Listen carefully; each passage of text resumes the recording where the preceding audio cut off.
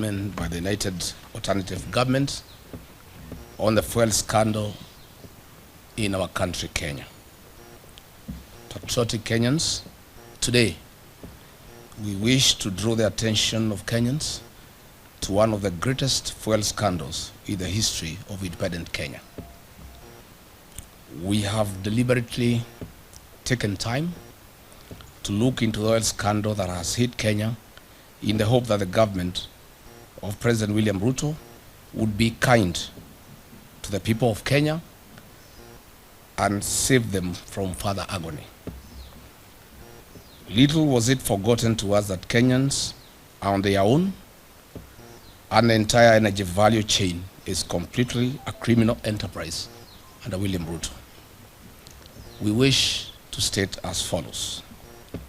On Thursday, the 2nd of April 2026, Kenyans were treated to dramatic arrests of former PA State Department of Petroleum, Mr. Mohamed Liban, Mr. Daniel Kipto, former DG EPRA, and Mr. Joe Sang, former MD, Kenya Pipeline Corporation. On 4th April 2026, a public statement made by William Ruto meant to hoodwink and fool the people of Kenya. He argued that oil cartels had been crushed to a halt. Further, he strongly stated as follows: that the international oil companies, IOCs, had not declared their inability to perform their obligations under contract. Yet we know that there was official communication requesting a contract review and price adjustment following the Middle East crisis. The other trio had resigned, yet they were forced to resign during the Easter weekend while still under police custody. That the three accused persons would be charged in a court of law for various offenses. The three international oil companies, IOCs, in the so-called G2G arrangements are Saudi Aramco, they supply diesel and super petrol; Abu Dhabi National Oil Company, ADNOC, they supply diesel and jet fuel; and Emirates National Oil Company, ENOC, they supply super petrol. These IOCs supply and distribute fuel through 6 hand-picked local oil marketing companies. But what was being hidden from the public was the real culprits of this scandal. The team leader of this oil scandal is William Ruto, Felix Koskei, and the abroad-based expert, the CS for Energy and Petroleum, Mr. Opio Wandai. And a local company, which is a nominee of the international oil companies, IOCs, awarded under the so-called G2G framework. While the crisis in the Middle East brought about the conflict of the USA and Iran, William Ruto saw a big business opportunity to fleece Kenyans, as he has always done. Kenyans will recall the Brazil maize scandal of 2009 when William Ruto was the Minister for Agriculture, and he was fired by the then Prime Minister, the late Right Honorable Raila Odinga. Truly, you can't change the character of a man. In the so-called G2G arrangement, Gulf Energy, William Ruto's proxy, via a letter dated 21st March 2026, addressed with then PA State Department of Petroleum, Mr. Liban Mohamed, confirmed their inability to supply fuel and triggered a delivery default. Note that Gulf Energy supplies 4 out of 6, or 67% of the monthly fuel cargoes, leaving the other 5 oil marketing companies to supply the balance of 20%, or 2 cargoes imported under the so-called G2G framework. Since the IOCs in the so-called G2G framework agreement could not evacuate fuel through Strait of Hormuz and had communicated their inability to perform their contractual obligations, triggering a delivery default, the 3 government officers invoked relevant provisions of the Petroleum Importation Regulations 2023 and implemented a government directive issued by the National Security Council Committee via a letter dated 9th March 2026, reference number OP CAB 3/55A, to explore and implement strategies to diversify petroleum import sources beyond single region, reducing dependency and enhancing national energy security. As such, the above decision was implemented. On 18th March 2026, the State Department of Petroleum, a meeting of the Vessel Alignment Committee, which was chaired by one Joseph Wafula, was held to review the supply position and replenishment plan. The meeting was attended by 13 local oil marketing companies. During this meeting, it was recognized that there is a likely shortage or supply of petroleum products, and in accordance with Clause 21, Petroleum Import Regulations 2023, the 13 oil marketing companies were invited to submit an expression of interest for the emergency supply of contingency fuel stocks for delivery on or before 28th to 30th March 2026. It is important to note that only 4 of the 13 oil marketing companies submitted their bids within the stipulated timeframe. The awards for the supply of emergency contingency stocks was duly awarded to the 2 lowest technically compliant oil marketing board bidders, with the condition that the supply required a quality waiver from Kenya National Bureau of Standards, KEBS. Note, this was also in line with Clause 8.1 Petroleum Import Regulations 2023, an international best practice as seen in other countries who had relaxed fuel specifications following the effects of the Middle East crisis. Subsequently, Vida letter dated 28th March 2026, reference MITI/CS/Volume 1/Waiver Number 3, signed by Honorable Lee Kenyanjui, CS Minister of Investment, Trade and Industry, addressed to the Honorable P.O. Wandai, granted waiver for oxygenates, manganese, sulfur, and benzene parameters in the KSES 158/2025. The following companies were awarded, who are the 2 lowest bidders: 1 Petroleum and Oryx. These were contingency cargoes with delivery dates on or before 30th March 2026. Their supply position was to provide fuel cover for 2 weeks, thus ensuring product availability during the Easter holidays. But where is the mischief of the oil cartels?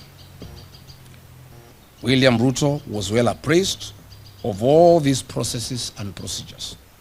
All the directives were issued by the National Security Council Committee, chaired by Head of Public Service Felix Koskei, Ruto's errand boy. After William Ruto got a brief that Gulf Energy's bid was knocked out on technical grounds and the competitors had gotten their letters of award, he issued clear instructions that Gulf Energy bids be affixed to the procurement process and awarded with immediate effect. Gulf Energy submitted their bids 3 days later, on 23rd March 2026, after the awards had been executed. Their delivery was for the 8th to 15th April 2026, which was 10 days past the preferred date range of 28th March to 2nd April 2026.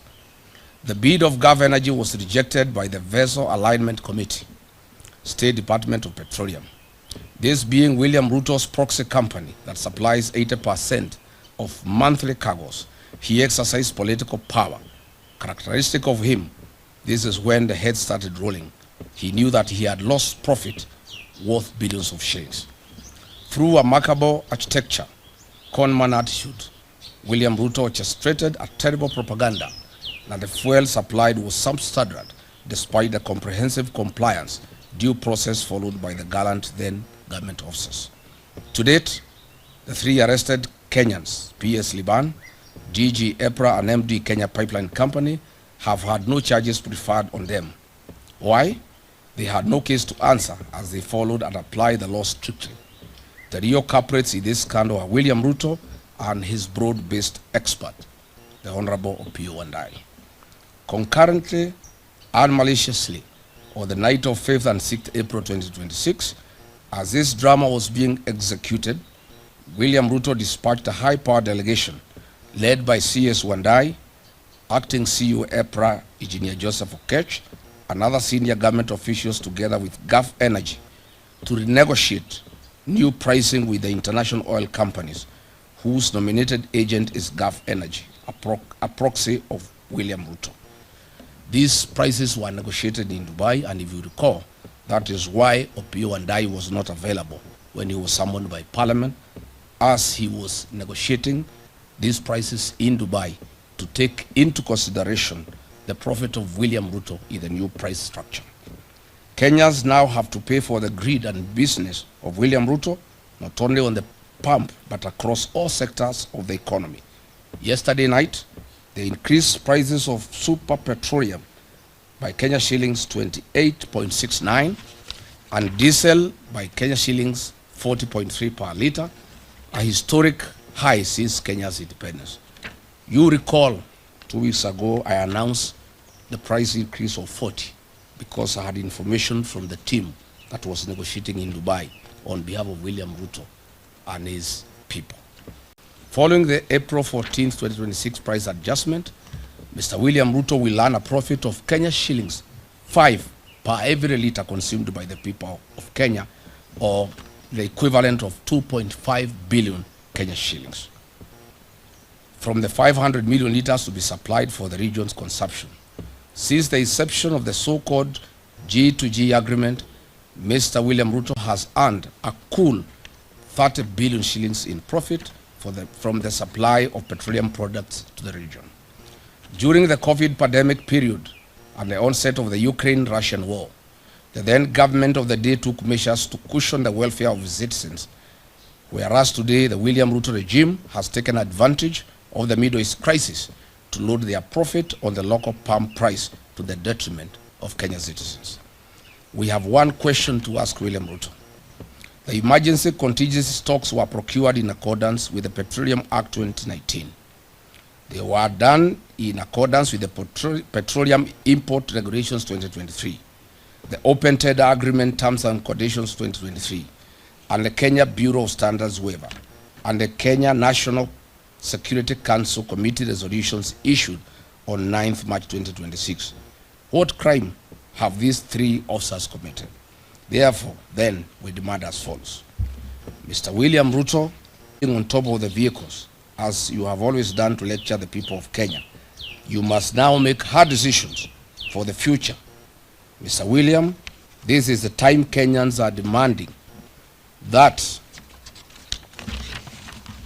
you immediately stop living your dream and utopia and face reality and put Wanjiko first.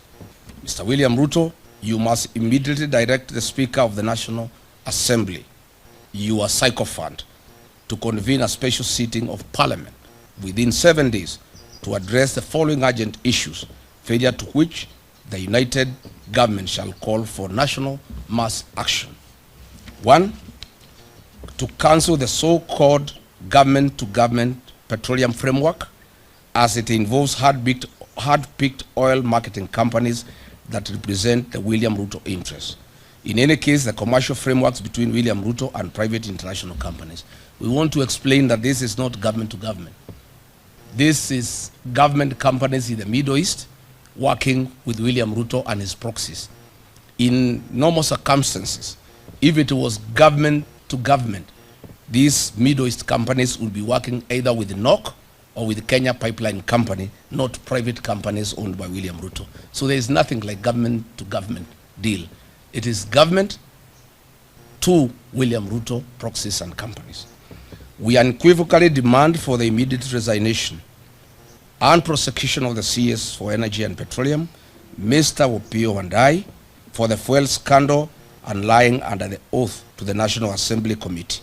We also demand the resignation of Lee Kinyanjui for being complicit and being part of this scandal. We want to ask to suspend the implementation of the National Infrastructure Fund and use the proceeds collected from the sale of equity in Safaricom PLC and Kenya Pipeline Corporation to cushion wananchi from the adverse socio-economic effects of the April 2026 historic fuel price adjustment. On taxation relief to Kenyans, we demand the suspension of the road maintenance levy that was increased from 18 shillings to 25 shillings per every liter of fuel. We also demand the suspension of the affordable housing levy. We also demand the suspension of unwarranted NSSF deductions that are punitive and are used to finance President William Ruto's single-sourced infrastructure projects. We also demand that Parliament remove VAT on fuel products. We are saying on behalf of the people of Kenya that that is a reducible minimum. And if there is no action taken on the part of William Ruto, we shall announce further measures to the people of Kenya to force William Ruto and the National Assembly to act in the best interest of the people of Kenya. Thank you.